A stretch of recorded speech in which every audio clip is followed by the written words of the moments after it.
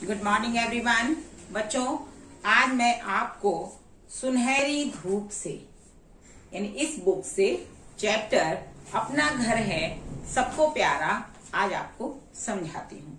मैं चैप्टर समझाऊं उससे पहले आपको इस चैप्टर में आए कठिन शब्द समझा देती हूँ। ठीक है बेटा। पहला शब्द है उदास। उदास यानी दुखी, है ना। जब हमें कोई चीज नहीं मिलती है तो हम बहुत दुखी होते हैं, है ना। या फिर हमारे मन की कोई बात घर में नहीं होती है तब भी हम दुखी हो जाते हैं, है ना बेटा। इसके बाद है प्रसन्न। प्रसन्न यानी खुश। जब सारी बातें हमारे मन की होती हैं तो हम बहुत खुश होते हैं, है ना। तो यही कुछ बात इस पाठ में भी बताई गई है। अच्छा, इससे पहले मैं आपको बता देती हूँ कि आपको और मुझे यानी सबको अपना घर बहुत प्यारा होता है। सब चाहते हैं कि हम अपने अपने घरों में रहें। जिस तरीके से हमें अपना घर पसंद होता है, बहुत प्यारा लगता है, इसी तरीके से कुछ पशु पक्षी भी होते हैं, उन्हें भी अपना घर बहुत प्यारा लगता है। अगर उनका कहीं घर टूट जाता है या उन्हें कोई कहीं से उठा ले जाता है तो वो बहुत दुखी होते हैं, है ना। यही बात इसमें बताई गई है। इस चैप्टर में एक बच्ची है, ये बच्ची है, ये क्या करती है ये पहले मैं समझा देती हूँ, फिर मैं आपको चैप्टर भी पढ़ के बता दूंगी। ठीक है बेटा।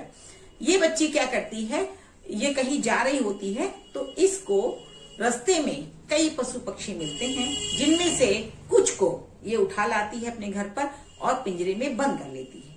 इसका मकसद कोई बुरा नहीं होता है, उसकी इच्छा होती है कि इन्हें हम अपने पास रखेंगे, इनसे खेलेंगे और इन्हें भी खिलाएंगे। लेकिन वो पशु पक्षी जो पिंजरे में बंद हो जाते हैं वो बहुत दुखी रहने लगते हैं। फिर जब बालिका को ये महसूस होता है कि ये पशु पक्षी तो जाल में बंद होकर बहुत दुखी हो रहे हैं तो वो उन्हें खोल देती है। इसीलिए बच्चों, पशु पक्षियों को कभी भी पिंजरे में नहीं रखना चाहिए। क्यों? क्योंकि वो आजादी से घूमना चाहते हैं। ठीक है बेटा। अच्छा, जो बच्चे जूम क्लास नहीं ले रहे हैं उन्हें जरूर जूम क्लास अटेंड करनी चाहिए, क्योंकि मैं पाठ से संबंधित कुछ प्रश्न भी पूछती हूँ, जिससे बच्चों को पाठ अच्छी तरीके से समझ में आ जाता है। और मैं जो बुक की एक्सरसाइज देती हूँ वो वहां पर मैच भी करती हूँ, है ना, जिससे कि कोई बच्चा गलत भी नहीं ले सकता है। एक एक बच्चा बताता भी जाता है कि उन्होंने क्या समझा, है ना। अगर मैं एक क्वेश्चन पूछती हूँ तो दूसरा बच्चा रिप्लाई भी करता है और मैं सारे बच्चों से प्रश्न भी पूछ लेती हूँ, है ना। और जो बच्चे जूम क्लास नहीं अटेंड कर पाते हैं तो वो उन सबको ये सब बातें नहीं पता चलती हैं, इसलिए आप जूम क्लास भी अटेंड कर लीजिए। ठीक है बेटा। चलिए अब आपको हम ये आपका चैप्टर पढ़ाते हैं। एक दिन मैं सड़क पर जा रही थी। मैं कौन? ये बच्ची बोल रही है, ये बालिका बोल रही है कि एक दिन मैं सड़क पर जा रही थी, वहां मैंने एक मेंढक देखा। यानी रास्ते में उसको एक मेंढक दिखाई पड़ता है। मैंने उसे पकड़ लिया, मैं उसे अपने साथ ले आई। ये इसकी बातचीत जो है ये कर रही है वो बताई जा रही है। ठीक है बेटा। और वो अपने साथ उसको घर ले आई। मैंने उसे पिंजरे में डाल दिया। यहाँ पर देखो, पिंजरे में उसने मेंढक को बंद कर लिया है ना बेटा। इसके बाद मेंढक टर टर करने लगा। मेंढक की आवाज ही कैसी होती है? टर टर। सारे पशु पक्षी अपनी अपनी बोली में बोलते हैं, है ना। शेर अपनी बोली में बोलता है, दहाड़ता है। कौवा अपनी बोली में बोलता है, काव काव करता है ना। तो ये जो है वो टर टर, जब पिंजरे में बंद हो जाता है तो वो चिल्लाने लगता है, चाहे वो रो रहा हो या बोल रहा हो कि हमें खोल दो, लेकिन वो पिंजरे में बैठ करके वो टर टर करने लगता है। मेंढक पिंजरे के अंदर फुदकने लगा, यानी कि वो उछल कूद करने लगा, है ना, इधर उधर कूदने लगा कि जिससे कि वो पिंजरे से बाहर निकल जाए। अब बालिका को डर लगा। बालिका समझ रही थी कि ये पिंजरे से बाहर आ जाएगा, तो वो क्या करती है, वो पिंजरे के ऊपर बैठ जाती है, जिससे पिंजरा खुल ना जाए और मेंढक बाहर ना निकल जाए। फिर क्या होता है आगे बताती हूँ। फिर दोबारा जब वो बाग में घूम रही होती है, यहाँ पर, है ना, जब वो बाग में घूम रही थी तभी मैंने एक रंग बिरंगी तितली को भी देखा। यानी बगीचे में ही होती है ना फूल के ऊपर तितलियां। ठीक है। मैं उसके पीछे भागी। ये कौन बोल रहा है? वो बालिका बोल रही है। ठीक है बेटा। तितली कभी इस फूल पर बैठती और कभी उस फूल पर बैठती। जैसे ही वो जाल डालती तितली उड़ जाती, है ना। जाली फेंकने से पहले ही तितली उड़ जाती। आखिरकार मैंने उसे पकड़ ही लिया। यानी वो तितली को भी जाल में पकड़ लेती है। एक जाल पकड़ने वाला होता है ना तितली का, वो उससे उसमें आ जाती है उसी जाल में, और वो उसे लाकर भी एक पिंजरे में डाल देती है। देखो उसने ये पिंजरे में भी बंद कर ली तितली को। ठीक है, अब फिर क्या होता है, फिर मैं बगीचे में खेल रही थी, तभी मैंने वहां एक गिलहरी के बच्चे को देखा।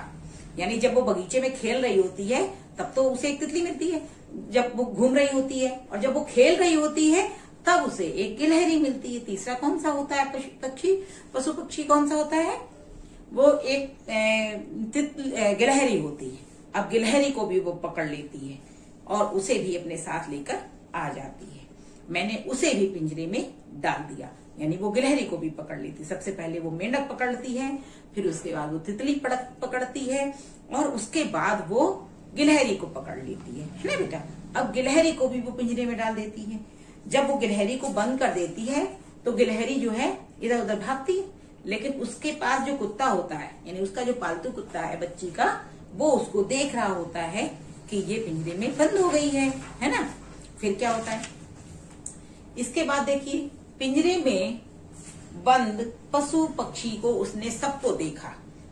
उसे देखकर, यानी सब इसे जो पशु पक्षी पिंजरे में बंद थे, पिंजरे में बंद उन सबको देखकर मुझे लगा कि वे सब बहुत उदास हैं। उदास यानी दुखी हैं।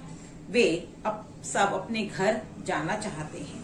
मैं कुछ देर बैठी सोचती रही, अगर कोई मुझे भी पिंजरे में बंद करे तो मुझे कैसा लगेगा। अब उसे दुख हो रहा था, किसी बच्ची को ये दुख हो रहा था कि सबको उसने पिंजरे में बंद कर दिया है, और अब ये सब बहुत उदास हैं। अगर कोई मुझे भी बंद करेगा तो मैं भी ऐसी उदास हो जाऊंगी। तो वो क्या करती है, उसने सबको पिंजरे से आजाद कर दिया। देखो सारे पिंजरे खाली पड़े हैं, उसने सबको खोल दिया, सारे निकल गए, भाग गए, और अब सब बहुत खुश दिखाई पड़ रहे थे। देखा बच्चों, इसलिए कभी भी किसी भी पशु पक्षी को पिंजरे में नहीं बंद करना चाहिए। ठीक है बेटा, ये जो मैंने दिए हैं ये आपको एक सेपरेट पेज पे लिखना है। ठीक है, और इसके बाद मैंने प्रश्न उत्तर भी ग्रुप में भेजे हैं, उसके बाद आपको प्रश्न उत्तर लिखने हैं। ठीक है बेटा, और हाँ, ये एक्सरसाइज मैंने जूम क्लास में कराई है, और आप लोग भी जूम अटेंड करेंगे तो आपको एक्सरसाइज वहां पर मिल जाएगी। ठीक है बेटा, अब आगे से जूम क्लासेस बेटा जरूर अटेंड कीजिए, और ये बुक एक्सरसाइज भी मैच होगी। बुक एक्सरसाइज केवल बुक में ही होगी। ठीक है बेटा।